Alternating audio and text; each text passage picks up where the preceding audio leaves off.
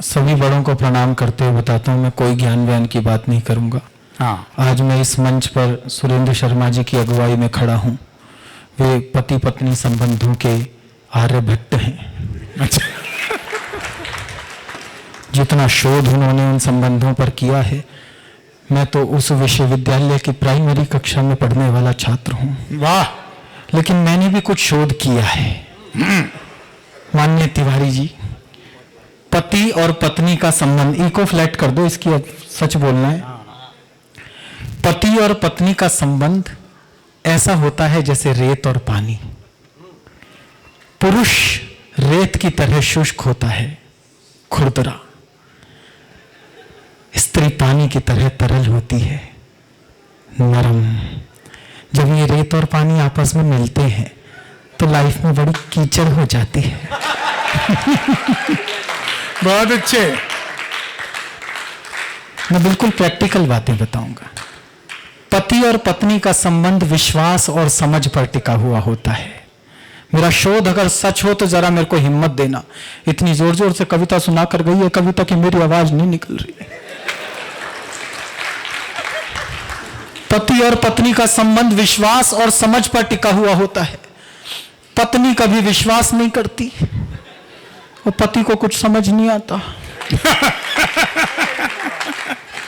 इसी पर चल रहा है। माननीय कुलपति महोदय बता रहे थे 800 यूनिवर्सिटीज के आप कुलपति हैं। आप 8000 यूनिवर्सिटी के कुलपति हो जाओ, एजुकेशन मिनिस्टर हो जाओ, प्रधानमंत्री बन जाओ, एक ताने से मुक्ति नहीं पा सकते। दिन में 20 बार सुनना पड़ेगा, तुमने मेरी जिंदगी नरक बना दी।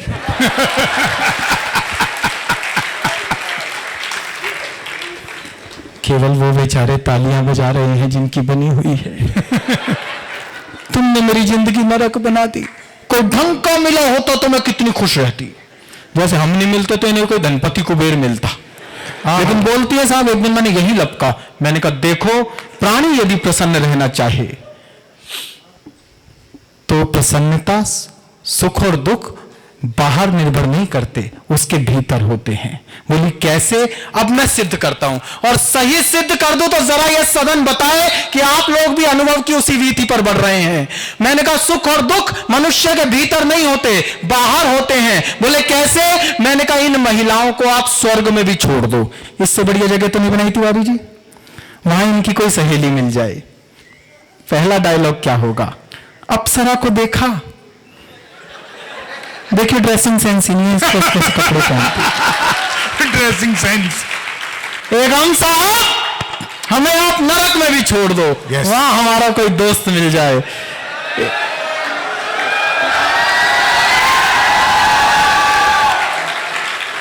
एक ही बात पूछेगा, यमराज की बेटी देखी?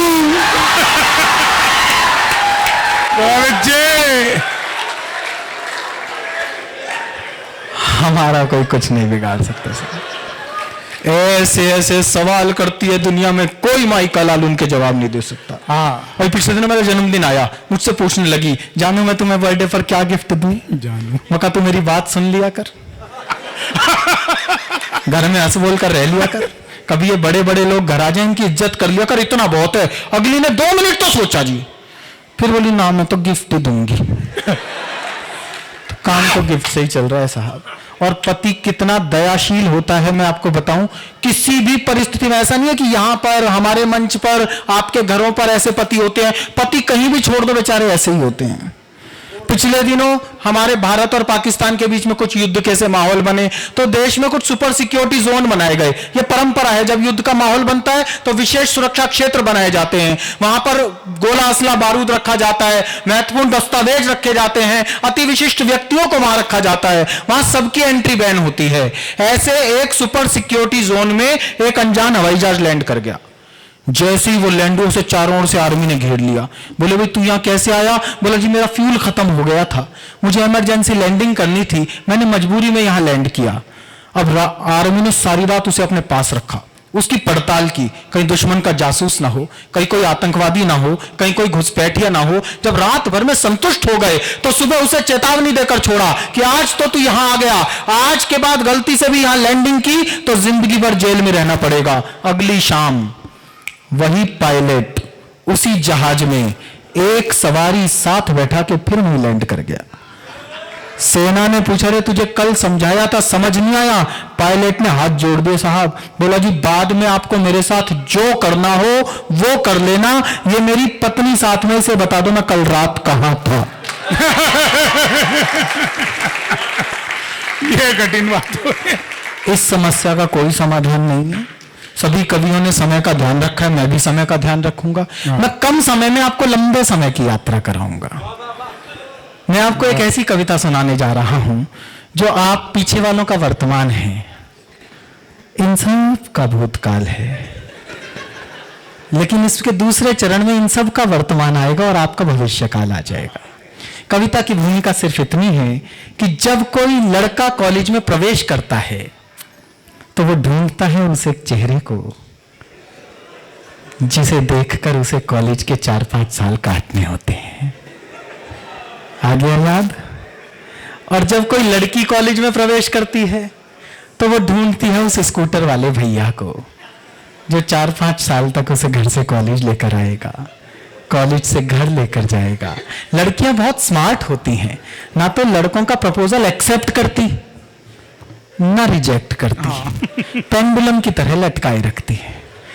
ऐसा कर लोगे तो मान जाऊंगी, ऐसा कर लोगे तो पापा जी से बात कर लूंगी, ये कर लोगे तो शादी कर लूंगी। अब वो क्या क्या टास्क देती है, बस यही इस कविता का सौंदर्य है। कुल 4-4.5 मिनट की एक बड़ी कविता सुनाता हूं, आप लोगों को लंबा समय याद आएगा। आप लोगों के लिए चेतावनी है, आप सबके जख्मों पर मरहम है। बस कविता शुरू करता हूं कि कन्या एक कुमारी थी। कविता में कहानी है, मेरी कहानी है, आप सबको अपनी जैसी लगेगी। कन्या एक कुमारी थी, छू लो तो चिंगारी थी, वैसे तेज कटारी थी लेकिन मन की प्यारी थी। सखियों से बतियाती थी, लड़कों से घबराती थी, मुझसे कुछ शर्माती थी, बस से कॉलेज आती थी। अंतर्मन डिस्क्लोज किया, एक दिन उसे प्रपोज किया।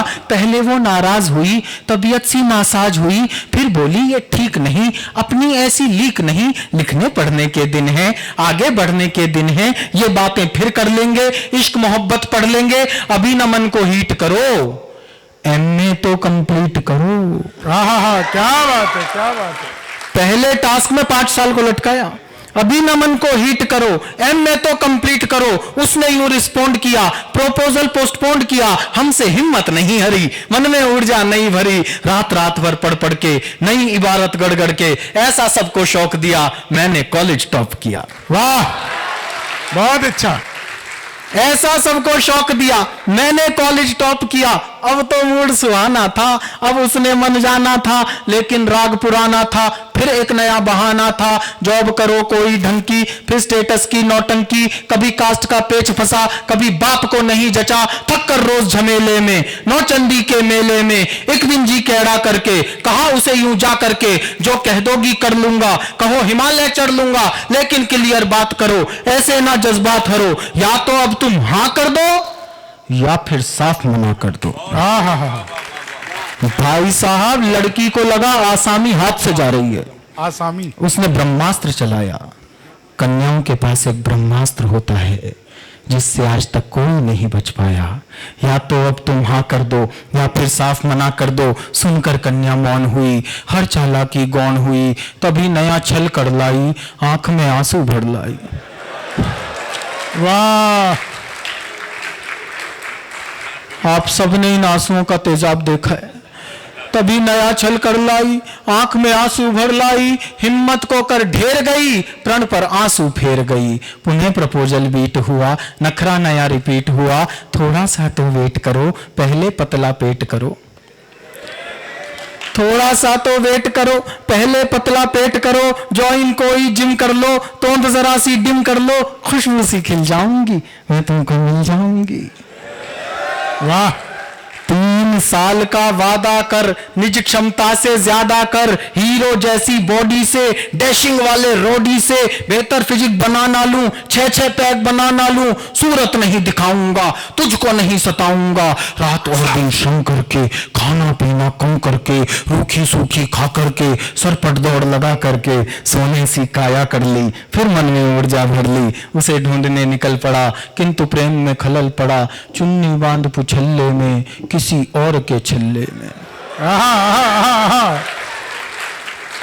चुन्नी बांध पुछल्ले में, किसी और के छल्ले में, वो जूही की कली गई, किसी और की गली गई, शादी करके चली गई, हाय रे किस्मत छली गई, थका थका हारा हारा, मैं बदकिस्मत बेचारा, पल में दुनिया घूम लिया, हर फंदे पर लूम लिया, कभी मिली तो पूछूंगा, अपने आंसू पोंछूंगा, क्यों मेरा दिल तोड़ गई, प्यार जताकर छोड़ गई, कुछ दिन बाद दिखाई दी। अच्छा, बधाई हो, ये अवसर जरूर आता है, बधाई हो।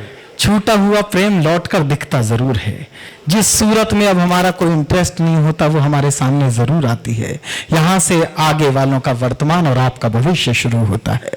कुछ दिन बाद दिखाई दी, वो आवाज सुनाई दी, छोड़ा था नौचंदी में, पाई सब्जी मंडी में। प्रेम को प्रैक्टिकल करता हूं युवाओं, जरा जी जान के साथ बैठना। छोड़ा था नौचंदी में, पाई सब्जी मंडी में, कैसा घूमा लूप सुनो, उसका अनुपम रूप सुनो, वो जो एक छरेरी थी, कंचन दे सुनहरी थी, अब 2 की महतारी थी। वाह, तीजे की तैयारी थी, अब 2 की महतारी थी, तीजे की तैयारी थी, बिखरे बिखरे बाल हुए, फूले फूले गाल हुए, इनमें ढंगे हालों ने, दिल के फूटे छालों ने, सपनों में विष घोला था, एक हाथ में झोला था, एक हाथ में मूली थी, खुद भी फूली फूली थी।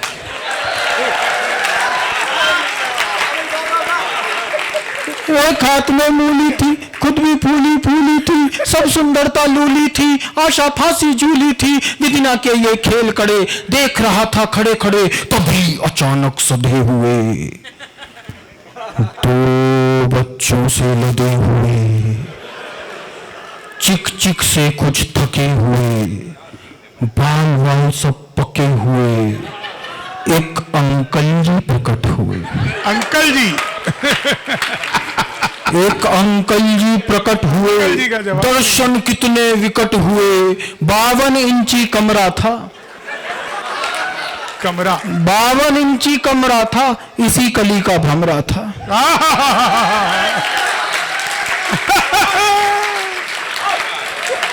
52 इंची कमरा था, इसी कली का भ्रमरा था, तूफानों ने पाला था, मुझसे ज्यादा काला था, मुझसे अधिक उदास था वो, केवल 10वीं पास था वो।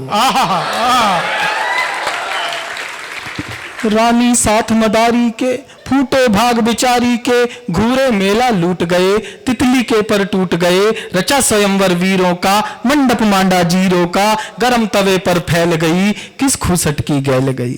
हाय हाय, बिना मिले वापस आया, बहुत दिनों तक पछताया, अब भी अक्सर रातों में, कुछ गहरे जज्बातों में, पिछली यादें ढोता हूँ, सबसे छुप कर रोता हूँ, मुझ में क्या कम था ईश्वर, किस्मत में गम था ईश्वर, अब भी आंसू बहते हैं, भाग्य इसी को कहते हैं।